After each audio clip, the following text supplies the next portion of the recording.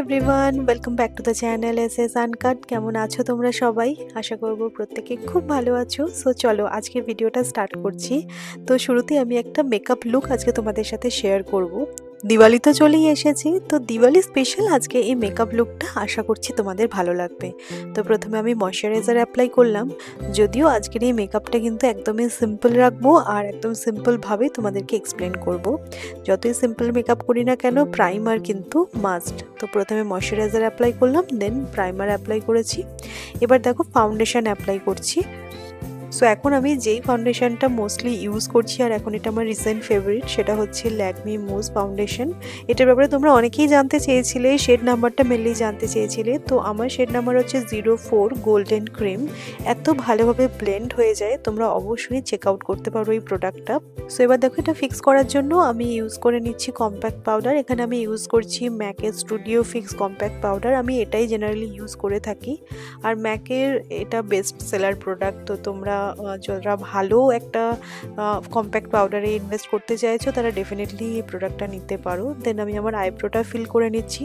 তো ইনিশিয়ালি আমি ভেবেছিলাম যে আমি আই মেকআপ করবো না, বাট মনে হলো যে এতটা মেকআপ করে একটু আই মেকআপ না করলেই নয়। আর যেহেতু এটা দিওয়ালি লুক, রাত্রের একটা লুক, তাই অল্প করে আমি আই মেকআপটা করছি। তো একটা পিঙ্ক কালারের আই শ্যাডো নিয়ে আমি জাস্ট আইলিডে অ্যাপ্লাই করেছি। আর ওই সেম প্যালেট থেকে আমি একটা পিঙ্ক কালারের গ্লিটার নিয়ে আইলিডের মিডল পার্টে দেখো অল্প করেই জাস্ট অ্যাপ্লাই করেছি। দেন কাজল অ্যাপ্লাই করে নেব। আর এরকম একটা পেন্সিল ব্রাশ দিয়ে না কাজলটা ভালো করে স্মাজ করে নেবে, তাহলে কিন্তু ফিনিশিংটা বা লুকটা খুব ভালো আসে। তো কাজলটা স্মাজ করার সময় না একটা ব্রাউন কালারের আইশ্যাডো ওই পেন্সিল ব্রাশে নিয়ে ভালো করে তারপরে স্মাজ করবে, তাহলে দেখবে ফিনিশিংটা আরও বেশি ভালো আসবে। তো রিসেন্টলি আমি রেভলিউশন প্রো এর এই প্যালেটটা ইউজ করছি, খুব ভালো। তো এই একটা প্যালেটের মধ্যেই কন্ট্যুর, হাইলাইটার, ব্লাশ একসাথে পেয়ে যাবে। তো ব্লাশ আমি খুব বেশি ইউজ করি না, তো অল্প করে ব্লাশ অ্যাপ্লাই করলাম আর হাইলাইটার ইউজ করে নিচ্ছি।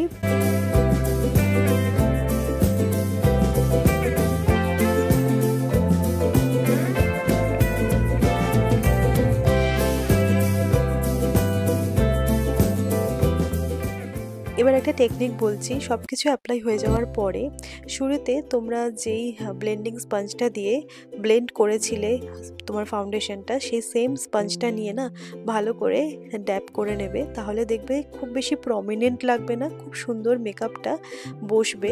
তারপরে ফিক্সার ইউজ করতে পারো। আমি যেহেতু বাড়িতেই থাকবো তাই জন্য আমি আর মেকআপ ফিক্সার ইউজ করলাম না। আর লাস্টলি অ্যাপ্লাই করে নেবো মাস্কারা। যেহেতু আই মেকআপ করেছি তাই অবশ্যই কিন্তু মাস্কারা মাস্ট। সো এই অবধি তো মোটামুটি ঠিকই আছে, বাট কি বলতো আজকে আমার হেয়ারের কন্ডিশন কিন্তু খুবই খারাপ, পুরো অয়েলি হয়ে আছে। সো এই হেয়ারটা যদি আমি ছেড়ে রাখি একদমই দেখতে ভালো লাগবে না। সো আমি ডিসাইড করেছি যে হেয়ারটা বাঁধবো। আর তোমরা জানো যে হেয়ার স্টাইল কিন্তু আমি খুব ভালো পারি না, বাট দশমীতে সিঁদুর খোলার জন্য আমি যে হেয়ার স্টাইলটা করেছিলাম সেটা তোমরা সবাই খুব পছন্দ করেছিলে আর বলেছিলে সৌমি কীভাবে ওই হেয়ার স্টাইলটা করলে একটু দেখিও। তো আমি জানি না কীভাবে তোমাদেরকে এক্সপ্লেন করবো, বাট আমি ট্রাই করছি যে আমি কীভাবে জোগাড় করে মোটামুটি ম্যানেজ করে হেয়ার স্টাইল করি। শাড়ি পরলে দেখবে খোপা বাঁধলে কিন্তু খুবই ভালো লাগে। সো চলো দেখা যাক আমি কতটা কি পারি আর তোমাদের সাথে শেয়ার করতে পারি। সো আজকে যেহেতু আমি দিওয়ালির লুক ক্রিয়েট করছি তাই মিডল পার্টিশন করব না, কারণ আমি খুব বেশি ট্র্যাডিশনাল লুক চাইছি না, তাই সাইড পার্টিশন করলাম। আর যেহেতু হেয়ারটা খুবই অয়েলি হয়ে আছে তাই চুলটা না একদম পেতেই আমি কম করলাম। আর দেখো পেছনে একটা পনিটেল করে নিয়েছি আর তারপরে কিন্তু আমি খোপাটা করব। হেয়ারটাকে প্রথমে টুইস্ট করে নেব আর তারপরে খোপাটাকে ফিক্স করার জন্য আমি এখানে কাঁটা আর ক্লিপ ইউজ করেছি। আর তারপরে এই টাইপের হেয়ার অ্যাক্সেসরিজগুলো তো তোমরা পেয়েই যাবে ইজিলি। সো হোপফুলি আমি তোমাদেরকে বোঝাতে পেরেছি যে এই হেয়ারস্টাইলটা আমি কীরকম করে করলাম। খুবই সিম্পল, আর আমি বললাম আমি খুব ভালো কিছু পারি না, তো মোটামুটি কাজ চালানোর মতন কিন্তু একদমই চলে যায়। So that's it.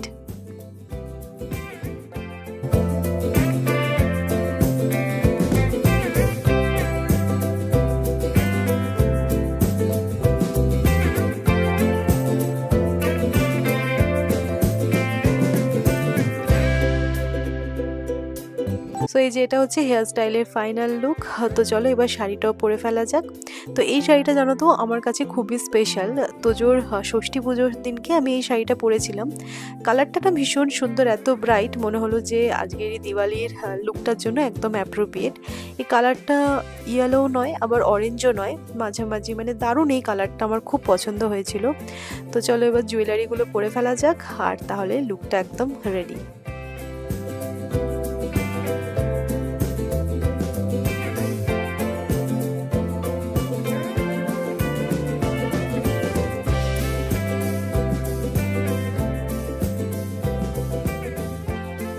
আমি যেরকম দিওয়ালির জন্য সেজেছি, আমার বাড়িও কিন্তু অল্প অল্প করে ফেস্টিভ সাজে সেজে উঠেছে। তো অবশ্যই জানাবে দিওয়ালি স্পেশাল এই লুকটা তোমাদের কিরকম লাগলো। আমার কিন্তু পার্সোনালি একদম সিম্পল এই মেকআপ লুকটা খুবই ভালো লেগেছে। আচ্ছা, আজকে যখন এত সুন্দর করে সেজেইছি তো ভাবলাম যে কেননা তোমাদের সাথে কিছু দিওয়ালি ডেকোরেশন আইডিয়া শেয়ার করি। আমার মেকআপ আইডিয়ার সাথে সাথে তোমরা কিন্তু আমার সাজানো ঘর, সাজানো ঘরের ডেকোরেশন আইডিয়াসগুলো খুব অ্যাপ্রিসিয়েট করো। তো আমি কিভাবে দিওয়ালির জন্য ভেবেছি আমার বাড়িটা সাজাবো, সেরকমই কিছু আইডিয়াস তোমাদের সাথে চলো শেয়ার করি। হোপফুলি তোমাদেরও খুব কাজে লাগবে। সো ফার্স্ট ডেকোরেশনের জন্য আমি একটা উরলি নিয়ে নিয়েছি। এই টাইপের উরলিগুলো তো প্রত্যেকের বাড়িতেই থাকে। তো এর মধ্যে আমি জল নিয়ে নিয়েছি। এর মধ্যে একটা বেস ক্রিয়েট করার জন্য দেখো আমি সেরামিকের এই জারটা নিয়েছি। এগুলোই আচারের বয়াম, আমার বাড়িতেই ছিল, সেটাকে আমি রিইউজ করছি। তো সেটা প্লেস করে দিলাম মিডলে।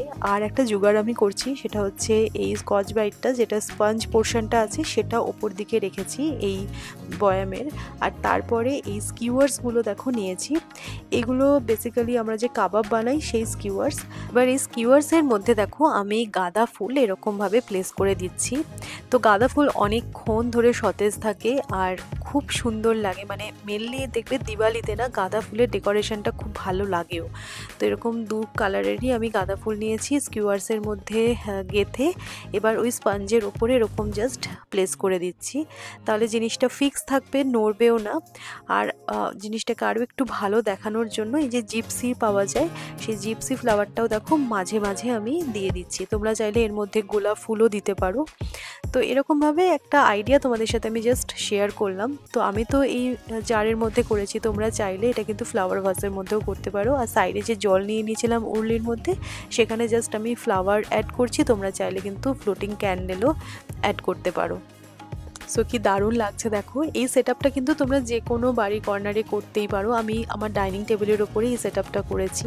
তো জানাবে কেমন লাগছে আর এই আইডিয়াটা তোমাদের কেমন লাগলো।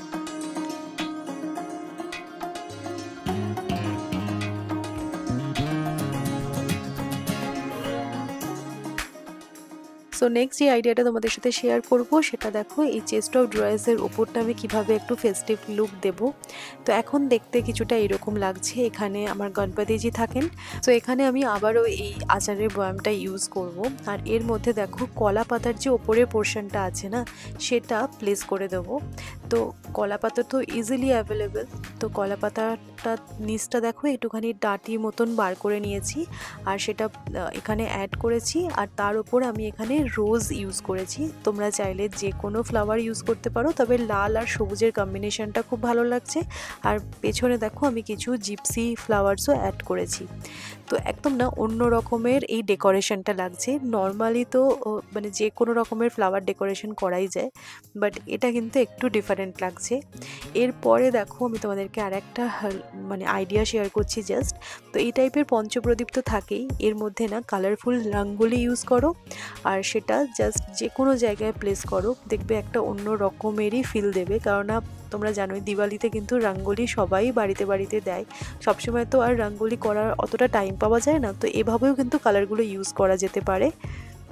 ট্রাস্ট মি, এই ডেকোরেশনটা এতটাই সুন্দর লাগছে না যে ক্যামেরা হয়তো জাস্টিস করতে পারছে না। দারুণ লাগছে। তো অবশ্যই জানিও যে এই দুটো আইডিয়া তোমাদের কেমন লাগলো। দিওয়ালি ডেকোরেশন মানেই হচ্ছে অনেক ফুল, প্রদীপ, লাইটস, তো আমার এই ডেকোরেশন আইডিয়াগুলো তোমাদের কেমন লাগলো অবশ্যই কমেন্টে জানিও। আর তোমরা দিওয়ালির সময় বাড়ি কীভাবে ডেকোরেট করছো যদি পারো আমার সাথে তোমাদের বাড়ির ছবি শেয়ার করতে পারো ইনস্টাগ্রামে। তো এই পর্যন্তই আজকের ভিডিওটা থাক। আশা করব তোমাদের ভালো লেগেছে আজকের এই কন্টেন্টটা। যদি ভালো লাগে তাহলে তোমরা জানো অবশ্যই করে কিন্তু ভিডিওটা লাইক করো, শেয়ার করো। আর যারা নতুন আমাকে দেখছো তারা অবশ্যই করে চ্যানেলটা সাবস্ক্রাইব করো, তাহলে খুব ভালো লাগবে, অনেক বেশি মোটিভেশন পাবো। তো চলো আজকের মতো এ পর্যন্তই। তোমাদের প্রত্যেককে অ্যাডভান্স হ্যাপি দিওয়ালি।